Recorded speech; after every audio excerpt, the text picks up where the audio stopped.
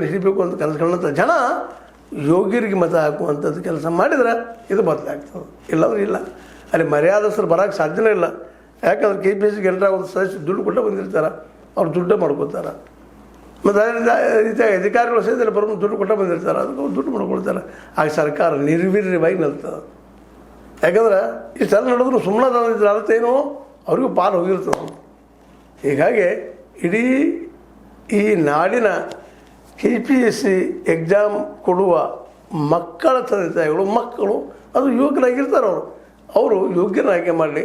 ಇಲ್ಲಿವ್ರಿಗೆ ಎಲ್ಲ ಗೌರ್ಮೆಂಟ್ ನೋಡಿದ್ದಾರೆ, ಎಲ್ಲ ಗೌರ್ಮೆಂಟ್ಗಳಲ್ಲೂ ಭ್ರಷ್ಟರಿದ್ದಾರೆ.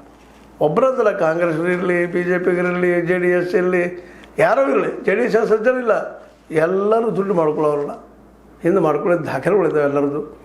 ಅದಕ್ಕೆ ಇವತ್ತು ಮತದಾರ ಮಾತ್ರ ಎಚ್ಚರಗೊಂಡ ಇಂಥ ಅಯೋಗ್ಯ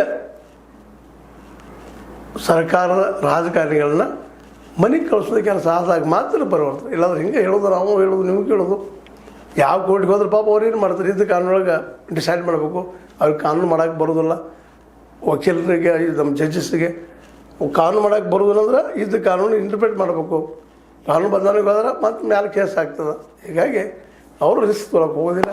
ನಾವು ಯಾವ ಕೋರ್ಟಿಗೆ ಹೋದರೂ ಈಗ ತಪ್ಪಿಸಿ ಹೋಗ್ತಾರೆ. ಅವ್ರು ಬುದ್ಧಿರ್ತಾರೆ, ದುಡ್ಡು ಕೈಗಿರ್ತದೆ, ಹೋಗ್ತಾರೆ. ದುಡ್ಡು ಇಲ್ಲದಂತ ನಮ್ಮನೆ ಮಂತ್ರ ನೋಡ್ಬೋದು, ಕೊಡೋದು ಅಷ್ಟ. ಅನ್ಯಾಯ ಆಯಿತು ಅಂತೇಳಿ ಅದು ತಪ್ಪಬೇಕಾದ್ರೆ ನಿಮ್ಮ ಮತ ಯೋಗ್ಯರಿಗೆ ಹಾಕ್ಕೊಳ್ಳಿ ನೀವು ಅಂತ ಹೇಳ್ತಾ, ಇದು ನಿಮ್ಮ ಲೈಕ್ ಆಗಿರ್ಬೋದು. ಲೈಕ್ ಮಾಡಿ, ಶೇರ್ ಮಾಡಿ, ಕಾಮೆಂಟ್ ಮಾಡಿ, ಜೊತೆಗೆ ಸಬ್ಸ್ಕ್ರೈಬ್ ಮಾಡಿ. S16 ನ್ಯೂಸ್ ಅರ್ಥ ಸಿದ್ದರಾಮಯ್ಯ ಸತ್ಯ ಕೈಗೊಳ್ಳುವ ವಂದನೆಗಳು.